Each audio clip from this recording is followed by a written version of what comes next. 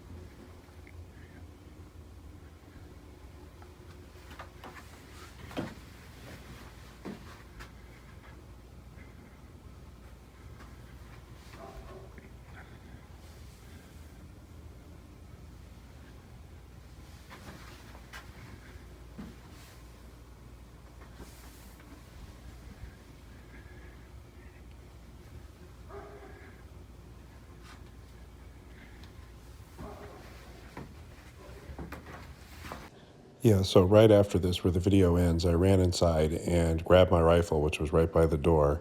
It has a Surefire flashlight mounted to it. It's like a 500 lumen, super bright flashlight. So I ran outside. I didn't have any video of it because I was more concerned with working with the rifle.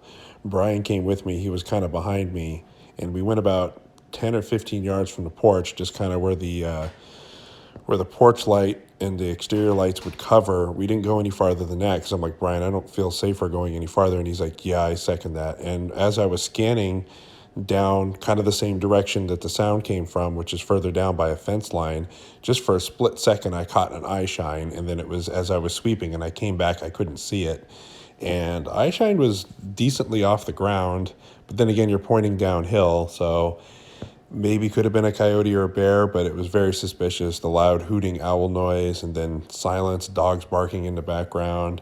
Then I heard that big crunch by the porch, and I couldn't see it with the porch light. And by the time I got handed a flashlight, I couldn't make out anything. It was a decent flashlight that Garrett handed me, but it wasn't super bright, so it didn't have that good a throw. So I don't know what it was. By the time I ran inside and ran back down with my rifle on the light, something was down by the fence line, which was probably 75 yards away. And the next morning, I didn't get any footage of it. You could see where something was trampling all through that brush. And from the angle of it, you could hide yourself behind the redwood tree that was by the porch. Like you could approach from there, and you were mostly covered by the redwood tree. And some of the grass was trampled down. And we followed it down to the fence line. And the fence is always in good shape, but this last year it's got a bunch of holes in it to where you could either step over it or crawl under it.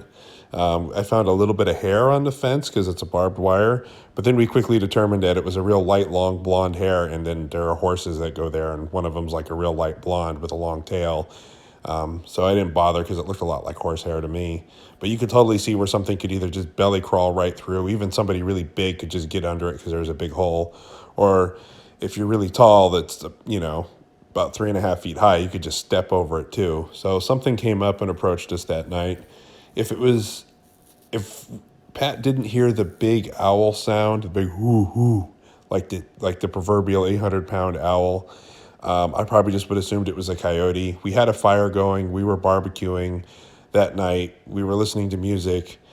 This property goes, periods of time with nobody up there. So I don't know. We probably were the big curiosity in the woods if there was a Bigfoot, which I'm kind of leaning to maybe it was. I could be wrong. I don't have any definitive proof. But we were very freaked out. And I've seen all sorts of critters off that porch before and never been freaked out. It was just a strange circumstance. And that most of the guys that went up there with me are kind of like, yeah, Matt's crazy. His Bigfoot thing, maybe there's something out there. But I'm like, hey, guys, I'm going to sleep with all the lights on. They're like, yeah, okay, that sounds good to me.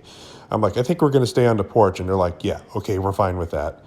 So even the big tough guys were a little bit freaked out by it, and so was I. So yeah, that was pretty much the story. I got a lot more footage and things to go over from the trip.